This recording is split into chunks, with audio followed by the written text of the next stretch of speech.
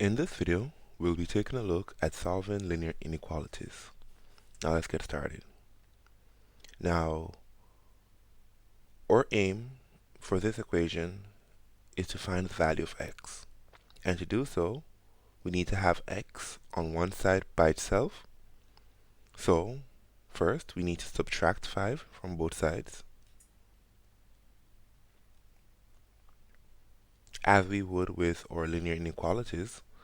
We'll take down our x, these two would cancel, and so we are left with -3. Now, to represent this on the number line, let's go ahead and draw that number line. Now, our value for x must be greater than the -3. So let's have -3, -2, -1, 0, 1. That's infinity. That's -infinity. Now, our value for x is greater than -3. So we will have an open circle at -3, which represents the fact that x is not equal to 3. And then we'll go to our right to infinity to represent that x is greater than infinity. So to represent this in interval notation, we would have x is an element of the open interval -3 to infinity. And that would be our answer. Now let's move on to our next equation. Now let's say we had the inequality 2y minus 4 is greater than 10. Now remember, our aim is to have y on one side by itself. So we can go ahead and add 4 at first. So we will add 4 to both sides of the equation. We'll take down our 2y. Both 4's would cancel, and this would become 14. Then we are going to divide by 2 to get rid of the 2, and this becomes y is less than 7. Now, to represent this on the number line, we can go ahead and draw our number line here. Now, y is less than 7, so we can have 7, 6, 5, 4, 3, to -infinity. And this, of course, is positive infinity. And seeing that y is less than 7, but not equal to 7, we will have an open circle at 7 going to the left towards -infinity. And so in interval notation, our final answer would be y is an element of the open interval -infinity to +7. And notice we use parentheses to represent that the interval is open. Now let's move on to our next inequality. Say we had the inequality 3y is less than or equal to 9. So our aim is to solve for y. So we simply divide both sides by 3. And this becomes y is less than or equal to 3. Now to represent this on our number line, we go ahead and we draw our number line and label it. So y is less than or equal to 3. So we can have our 3 to 1, 0, -1 to -infinity for positive infinity. And our value for y is less than or equal to 3. So at 3, to prove the equality of y to 3, we shade in that circle and we move to the left towards infinity to represent all values less than 3. And so finally, our answer in interval notation would be y is an element of the interval open at negative infinity but closed at positive 3, which is why we use a square bracket to represent that the interval closes at 3. Now let's move on to our next inequality. Now let's say we had the inequality 6x is greater than or equal to 4 plus 2x. Go ahead and solve for x, please. Now, seeing that this 2x is less than this 6x, we can subtract 2x from both sides. This would become 4x is greater than or equal to 4. Then we can go ahead and divide both sides by 4. These two would cancel, and so we have our value of x being greater than or equal to 1.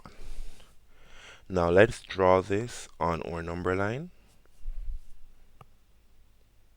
So, and label our number line where x is greater than 1 or equal to 1. So let's say we have 0, 1, 2, 3, 4, 5, and this goes to infinity. This on the left goes to negative infinity. And so x being greater than or equal to 1 simply means that we shade in our circle at 1, but this time we move to our right towards positive infinity. So that would be all values of x. And so to represent this in interval notation, we would have x is an element of the closed interval at positive 1 and open at positive infinity. Now let's move on to our next inequality. And let's say we had 5y minus 6 is less than or equal to 2y minus 7. Now, as mentioned before, we look for the variable which is less. So in this case, 2y is less than 5y, so we subtract 2y from both sides. This would become 3y minus 6 is less than or equal to negative 7, as these two y's would cancel. Now we can go ahead and add 6 to both sides to get y by itself. So we add 6, and this becomes 3y is less than or equal to negative 1. We can divide both sides by 3, and so our final answer would be y is less than or equal to negative 1/3. Now let's go ahead and represent this using our number line. So we can go ahead and draw our number line. Now y should be less than or equal to negative 3. So let's say we have 1, 0, negative 1/3, negative 1, negative 2, negative 3, to negative infinity. And now our value for y is equal to negative 1/3, negative 1/3, but tends towards negative infinity. So all values for our y is equal to negative 1/3 and less. So in interval notation, finally, our answer would be y is an element of the interval open at negative infinity but closed at negative 1/3. And that would be our final answer for this inequality.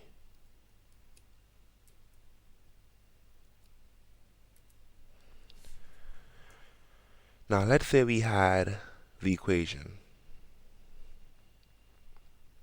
4x minus 2 is greater than 14, or negative 6x plus 4 is greater than or equal to negative 2. Now let's solve our first inequality. So we need to add 2 to both sides.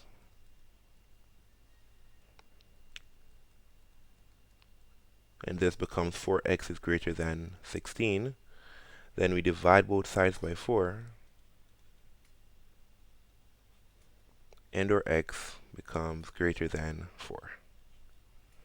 Now on this side, we need to solve for x. So this becomes, we add 4 to both sides.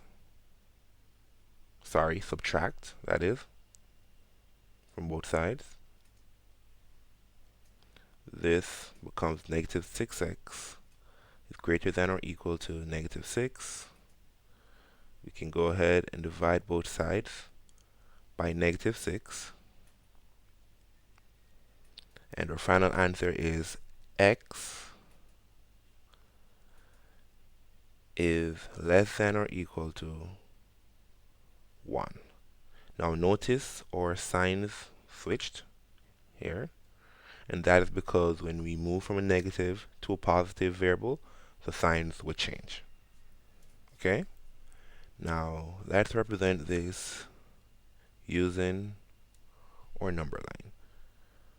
So we can go ahead and draw that number line.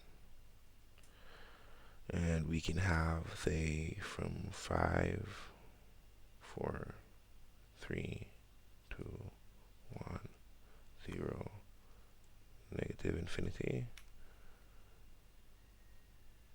positive infinity.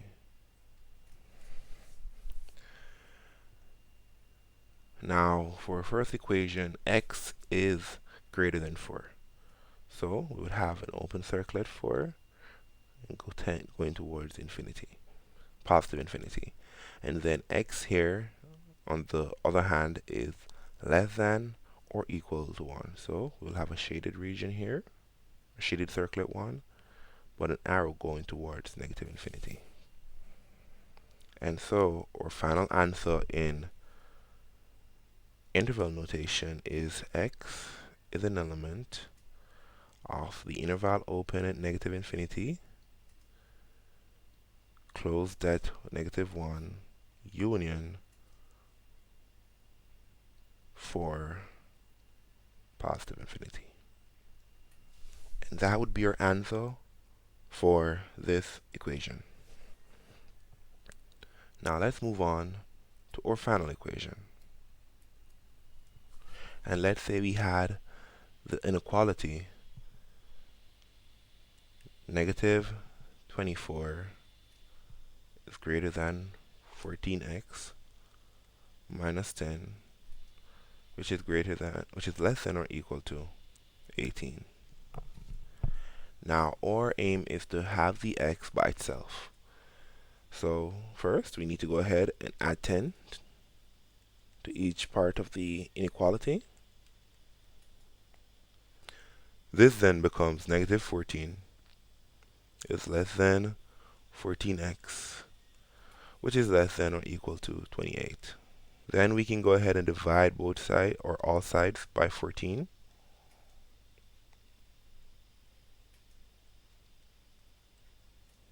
This becomes negative 1 is less than x, which is less than or equal to 2. Now let's represent this using OR. And then we can go ahead. So x is greater than negative 1. So we're going to have an open circle at 1. But it's less than or equal to 2. So we'll have a shaded in circle at 2. And then a line connecting both, which shows the interval from negative 1 to positive 2. So now using interval notation, our final answer would be x is an element of the interval open at negative 1 but closed at positive 2. And that would be it for our video, guys. Thanks again for joining.